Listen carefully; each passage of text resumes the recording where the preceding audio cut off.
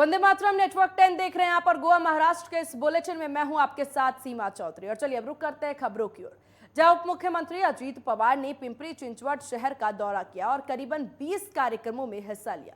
इस दौरान उन्होंने प्रोफेसर रामकृष्ण मोरे सभागृह में शहर कार्यकारिणी की पद वितरण कार्यकर्ता सम्मेलन को संबोधित किया और कहा कि पिंपरी चिंचवड मनपा में राष्ट्रवादी कांग्रेस को सत्ता में लाओ और प्रतिदिन पीने का पानी पाओ।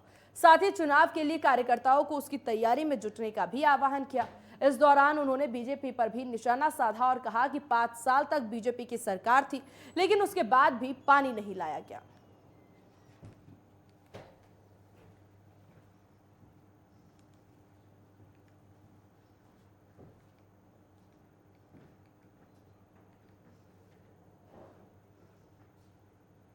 वहीं कांग्रेस के चिंतन शिविर में एक पद एक व्यक्ति का नारा दिया गया था, जिसके चलते अब पुणे में शहर अध्यक्ष अपने पद से इस्तीफा दे दिया।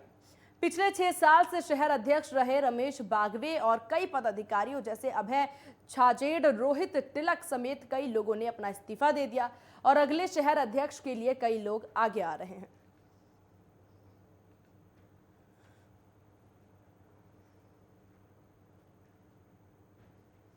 और इधर मुंबई से शुरू होकर नासिक और उत्तर प्रदेश के आगरा तक जाने वाले मुंबई आगरा राष्ट्रीय राजमार्ग पर नासिक परिक्षेत्र में बढ़त वाहन हादसे प्रशासन के लिए चिंता का विषय बने हुए हैं। ये राजमार्ग महाराष्ट्र और उत्तर प्रदेश, मध्य प्रदेश और राजस्थान जैसे राज्यों से होकर के गुजरता है। ऐसे में होने वाली दुर्घटनाओं पर अस्थायी समाधान के संशोधन के लिए प्रयास जारी है।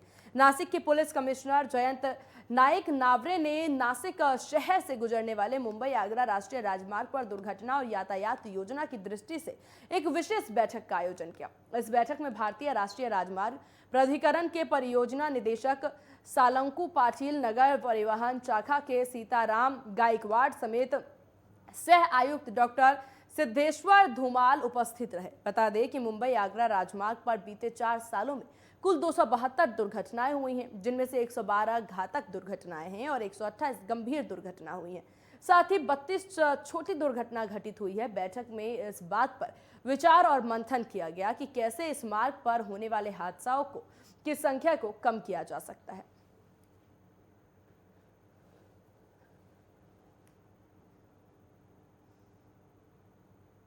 इधर नांदेड़ में सब्जियों के दामों में लगातार बढ़ोतरी हो रही है, जिससे आम लोगों को काफी परेशानियों का सामना करना पड़ रहा है। टमाटर दामों में काफी इजाफा हुआ है। वहीं किसानों ने सब्जियों का उत्पादन कम कर दिया। सिंचाई के लिए पानी की अनुपलब्धता के कारण किसानों को सब्जियां उगाने में काफी कठिनाई का सामना करना पड़ रहा है। वहीं बाजार में सब्जियों की आपूर्ति न हो पाने के कारण काफी परेशानियों का सामना करना पड़ रहा है।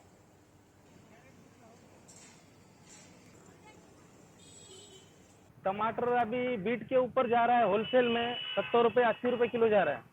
इसके लिए हम चिल्लर में बिक रहे हैं 90 रुपये किलो, 100 रुपये किलो, ये पोजीशन में चल रहा है अभी टमाटर का रेट। तो लेने के लिए 10 बार सोच रहे हैं कैसा करना है, क्या खाना, क्या पीना। ग्राहक बोल रहा है इतनी सब्जी कहाँ से महंगी हो गई वाली है। ग्राहक को पता नहीं है कि कहाँ इतना महंगा चल रहा है। होलसेल में भी हमारे को पता है, इसके लिए हम भी इतना महंगा दे रहे हैं। हमारे के क्या घर का खाता नहीं है, कुछ भी नहीं है, इसके लिए हम ऐसा ही बीट पे से मंगा रहे और ऐसा ही चला रहे। वहीं नासिक के काकड़पाना गांव में पानी की बड़ी किल्लत देखी जा रही है। बता दें कि महिलाओं और स्थानीय निवासियों पानी के लिए उन्हें हर दिन जिंदगी और मौत के बीच की लड़ाई लड़नी पड़ रही है। दरअसल गांव में प्रशासन की लापरवाही और जनसेवकों की उदासीनता की वजह से ग्रामीणों को एक कलश पानी के लिए 7 किलोमीटर दूर गहरी खाइयों में जान जोखिम में डाल करके जाना पड़ता है, जिसके बाद भी यह तय नहीं होता है कि पानी मिलेगा कि नहीं मिलेगा, क्योंकि खाई के जल स्रोत संपूर्ण रूप से कुदरत पर निर्भर है। स्थानीय लोगों से हुई बातचीत में पता चला कि पानी के लिए इन्हें कई बार रात भर वहीं खाई में रहना पड़ता है, जिसके चलते स्थानीय लोगों ने प्रशासन से गुहार लगाई है कि जल्द से जल्द इस समस्या को सुलझाकर ग्रामीणों को आसानी से जल मुहैया कराई जाए।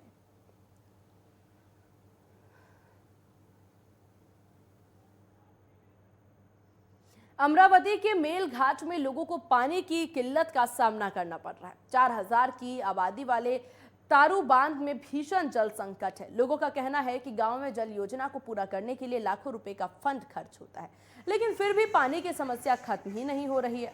लोगों को काफी मुश्किलों से पानी मिल रही है। वहीं आपको बता दें कि पानी के लिए काफी मुश्किलों का सामना और काफी परेशानी यहाँ पर लोगों को झेलनी पड़ती है।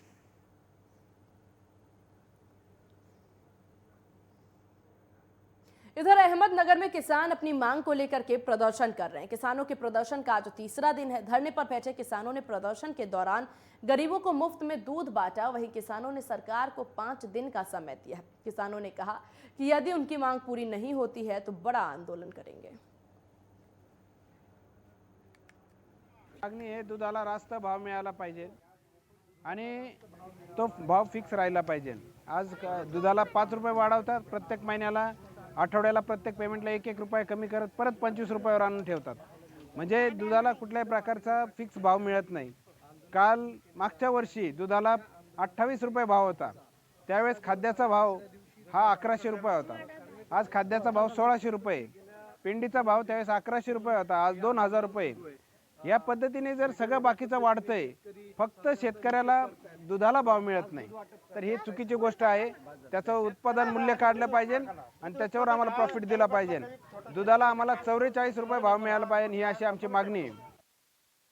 इधर चंद्रपुर में स्थानीय अपराध शाखा ने नकली सुगंधित तंबाकू बनाकर लोगों के स्वास्थ्य से खिलवाड़ कर रहे 8 आरोपियों को गिरफ्तार किया है।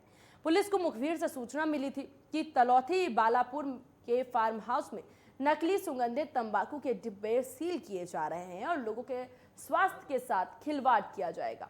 वहीं पुलिस ने मौके पर छापा मारकर लाखों रुपए का सामान जब्त किया, साथ ही 8 आरोपियों को भी इसमें गिरफ्तार किया। कल शाम के टाइम मुझे एक इन्फॉर्मेशन आया था कि तलोदी गांव के परिसर में एक वैद्य नामक एक फार्मर का एक फार्म हाउस है और वहाँ कुछ एक सुगंधित तंबाकू का एक अवैध रीत्या एक कारखाना चल रहा है। तो वो इन्फॉर्मेशन के बारे में मैंने हमारे एसपी साहब से बात किया। मैं खुद और हमारे ऑफिसर है अतुल कावले है, संदीप कापड़े और कम से कम 20 लोग हमारे ऐसा मिल के जाके वहाँ हमने एक रेड किया है और वहाँ बहुत सारा माल बरामद किया। और जो मेन जो कारखाना चलाने वाला है वो लड़का गढ़चिरौली ज़िले में जो आरमोरी है वहाँ का रहने वाला है, सलमान नाम है उसका। वहीं नांदेड़ के सांसद प्रताप पाटिल चिखलीकर ने लोकसभा अध्यक्ष के पास गंभीर शिकायत दर्ज कराई है कि नांदेड़ प्रशासन अपने किसी भी कार्यक्रम में शिष्टाचार नहीं बरत रहे। वहीं बता दें कि चिखलीकरन ने संरक्षण मंत्री अशोक चौहान का नाम लिए बिना नांदेड़ प्रशासन को आड़े हाथ लिया। सांसद ने कहा कि उन्हें लोगों ने एक सांसद के रूप में चुना है, लेकिन उनकी हर जगह अवहेलना हो रही है। वहीं लोकसभा सचिव ने शिकायत को गंभीरता से लेते हुए राज्य सरकार से जानकारी मांगी।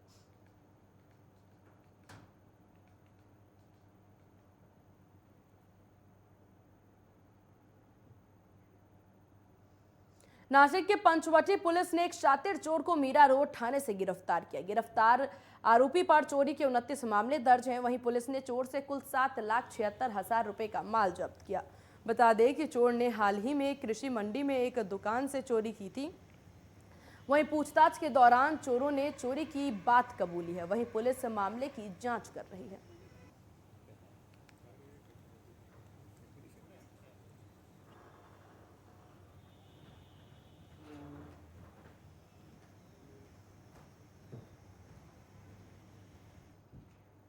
पुणे के सासवाड़ में एक ठेले मालिक ने 3 भिखारियों पर उबलता हुआ पानी फेंक दिया, जिसमें तीनों भिखारी बुरी तरह से झुलस गए और इलाज के दौरान उनकी मौत हो गई। बता दें कि ठेले वाला प्रतिदिन तीनों भिखारियों को उनके बैठने को लेकर के उनसे मारपीट करता था। बता दें कि जहां पर ठेला लगाता था वहीं बगल में ही तीनों भिखारी प्रतिदिन बैठते थे और ठेला मालिक उन भिखारियों से मारपीट करता था। वहीं पुलिस ने कार्रवाई करते हुए ठेले मालिक को पकड़ लिया और मामले की जाँच शुरू कर दी।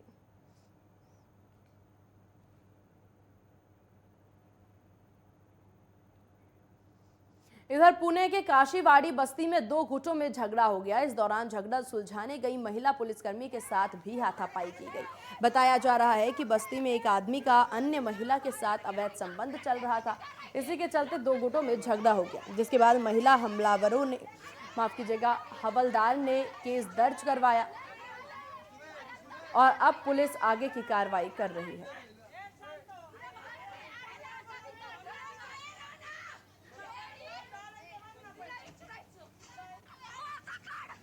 इधर कश्मीर में इन दिनों टारगेट किलिंग के मामले बढ़ते दिखाई दे रहे हैं। गुरुवार को एक बैंक कर्मचारी की कुलगांव में गोली मार करके हत्या कर दी गई।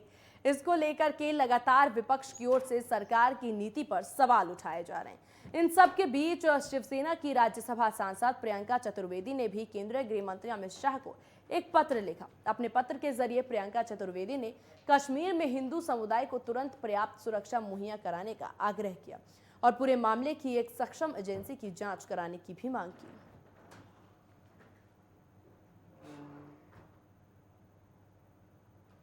राष्ट्रवादी कांग्रेस पार्टी के हिंदी भाषी विभाग की तरफ से शुक्रवार को हिंदी भाषी सम्मान सभा का दहिसर पूर्व में आयोजन किया गया। यहां हिंदी भाषी सम्मान सभा में राष्ट्रवादी कांग्रेस पार्टी की सांसद सुप्रिया सूले ने हिस्सा लिया और लोगों को संबोधित करते हुए कहा कि हम एक ऐसे देश में रहते हैं जहां अलग अलग भाषाएं बोली जाती है। अगर आप अपने देश में घूमने जाएंगे तो आपको बाहर जाने की जरूरत ही नहीं पड़ेगी।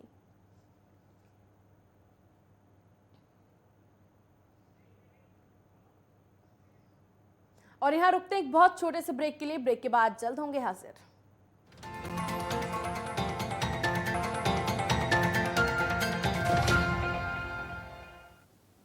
ब्रेक के बाद एक बार फिर स्वागत है आप सभी का। चलिए रुक करते हैं खबरों की ओर, जहां केंद्र की सरकार के 8 साल पर दिल्ली के सांसद मनोज तिवारी ने एक विशेष पत्रकार वार्ता की, जिसमें जिला अध्यक्ष मोहन गोयल, मास्टर विनोद, विधायक जितेंद्र महाजन, प्रभारी सत्यनारायण गौतम, ब्रिजेश सिंह, उत्तर पूर्वी जिला मीडिया प्रभारी दीपक चौहान, कार्यक्रम संयोजक संजय त्यागी उपस्थित है। सांसद मनोज तिवारी ने कहा कि 2014 में जीत के बाद संसद को मंदिर बनाकर उसकी चोटी पर मत्था टेककर, चौखट पर मत्था टेककर प्रधानमंत्री नरेंद्र मोदी ने सफल 8 वर्ष पूर्ण किए हैं। 8 वर्ष में केंद्र की तरफ से किए गए महत्वपूर्ण कार्यों में प्रधानमंत्री गरीब कल्याण योजना के तहत 80 करोड़ लोगों को अनाज का वितरण किया गया है।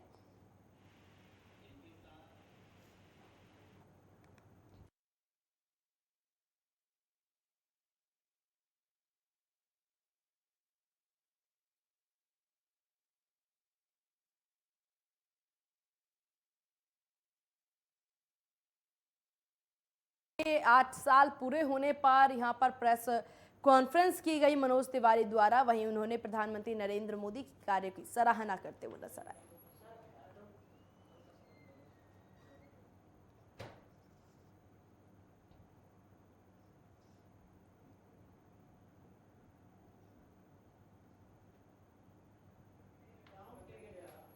वहीं शिरोमणि अकाली दल दिल्ली ने सिरसा कालरा जोड़ी पर दिल्ली से गुरुद्वारा प्रबंधक कमेटी की तरफ से अदालत में कमेटी के पूर्व प्रबंधकों की तरफ से कर्मचारियों के वेतन में 135 करोड़ बकाया का झूठी गवाही देने का आरोप लगाया। सरना ने डीएसजीएमसी के खातों की जांच के लिए न्यायिक जांच की मांग की। शिरोमणि अकाली दल दिल्ली का कहना है कि दिल्ली गुरुद्वारा कमेटी के मौजूदा अध्यक्ष हरमीत सिंह कालका के वकील ने माननीय दिल्ली उच्च न्यायालय में बिना किसी सबूत पेश किए एक स्पष्ट चार्ट पेश किया, जिसमें दावा किया गया है कि कमेटी के पूर्व अध्यक्ष अन्ना बंधुओं की तरफ से कमेटी के कर्मचारियों का 21 करोड़ और पूर्व अध्यक्ष मंजीत सिंह जीके के कार्यकाल में 54 करोड़ बकाया था।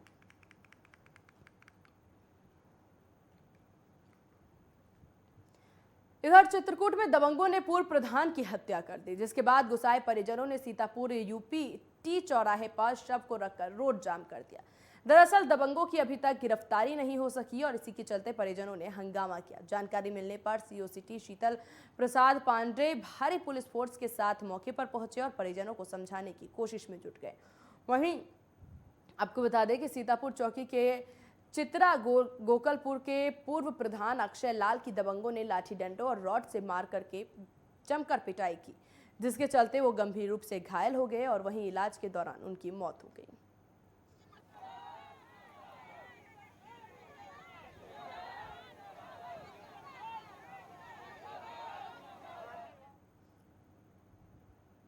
इधर अमेठी के जायस रेलवे स्टेशन पर संदिग्ध परिस्थितियों में 12 वर्षीय लड़की ने ट्रेन के आगे कूदकर आत्महत्या कर ली।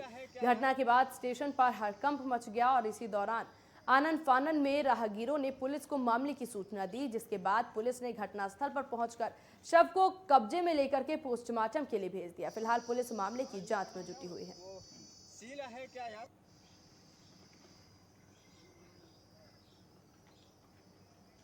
हमारी बहन है। क्या घटना हुई है? ये रेलवे में जो है आकर जो है मतलब हो गई, जो इसका दिमाग जो है पहले से ही बचपन से इसका दिमाग जो है ऐसा ही था। इसकी उम्र कितनी थी? इसकी उम्र 12 साल हो गई। नाम क्या है? साहिना बानो। कितने भाई बहन है ये? हम 4 भाई 4 बहन थे सर। अच्छा, ये किस नंबर की थी लड़की? ये सबसे छोटी है सर।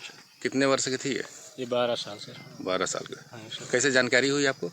हमको जानकारी जब यहाँ पे भीड़ लगी तो हम वहाँ से भागते हुए आए, तो यहाँ पे देखे तो हमारी बहन जी सर।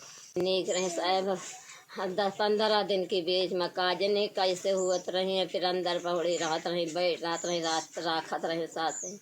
अब कतने बीज में लेकर गए साहब, हमें नहीं न पता पैसा आज नहीं, मैं नहीं न पता साहब। कई बच्चे हैं आपके?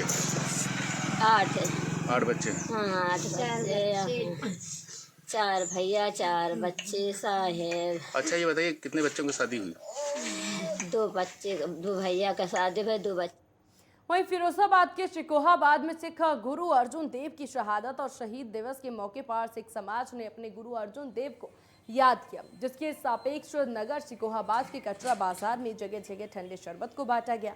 बता दें कि सिखों के तीसरे गुरु अर्जुन देव ने जहांगीर के द्वारा इस्लाम कबूल करवाने के लिए अपनी शहादत दे दी थी। 3 दिन तक गुरु अर्जुन देव को गर्म तवे पर बैठाकर गर्म रेत से नहलाया गया था, जिसके बाद भी उन्होंने अपने धर्म को नहीं छोड़ा था। उनकी याद में सिख समाज ने शिकोहाबाद के कचरा बाजार में ठंडे शरबत की छबील लगाई। छबील लगाने का उद्देश्य लोगों में समरसता और गुरु अर्जुन देव की शहादत को नमन करना बताया गया। इस मौके पर भारी संख्या में सिख समुदाय के लोग वहां पर उपस्थित रहे।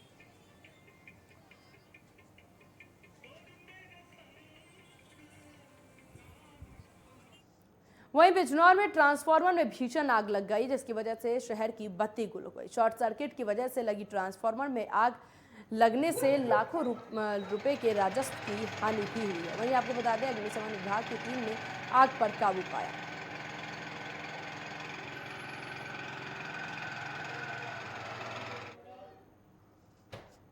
आगरा में स्वास्थ्य विभाग की कार्यवाही से फर्जी डॉक्टरों में हड़कंप मच गया। दरअसल खेरागंज में बिना मेडिकल डिग्री के डॉक्टरों ने गर्भवती महिलाओं को गर्भपात करने के लिए जगह जगह पर क्लिनिक और फर्जी मेडिकल दुकानें खोल रखी थी, जिसके बारे में कई शिकायत मिलने के बाद स्वास्थ्य विभाग ने कई क्लिनिकों पर छापेमारी कर उन्हें सील कर दिया।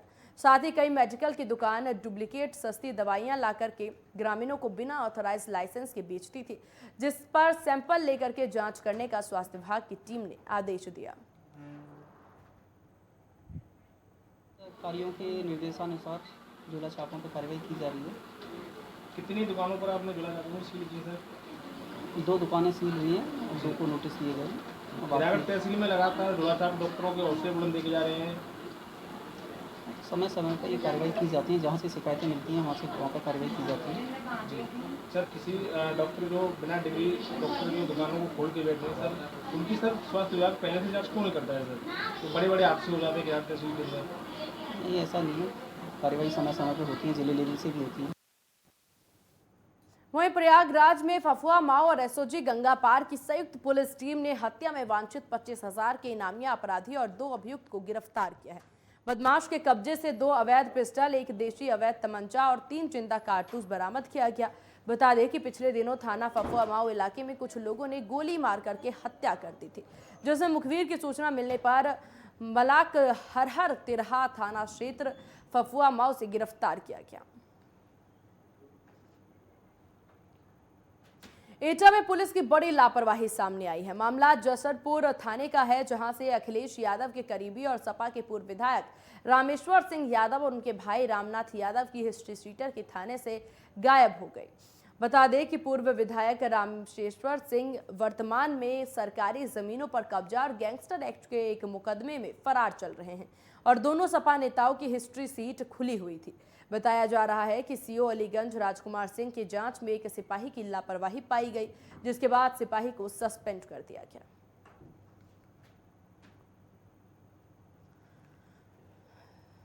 तो आपको बता दें कि सिपाही को इस मामले में सस्पेंड कर दिया गया है, क्योंकि हिस्ट्री सीट गायब होने के पीछे सिपाही की लापरवाही यहां पर देखने को मिले, जिसकी वजह से उसे सस्पेंड कर दिया गया। वहीं बता दें पूर्व विधायक के भाई की सीट भी गायब यहां पर हो गई है। अब सवाल यहाँ पर यह खड़ा होता है कि ये जानबूझकर गायब हुई है कि गलती से गायब हुई है, जिसकी जांच अब पुलिस द्वारा की जा रही है और कोशिश यही की जा रही है कि जल्द से जल्द ये हिस्ट्री शीट मिल जाए, क्योंकि दोनों जो आरोपी हैं इस वक्त वो फरार चल रहे हैं। उनकी भी खोज पुलिस द्वारा की जा रही है जांच में।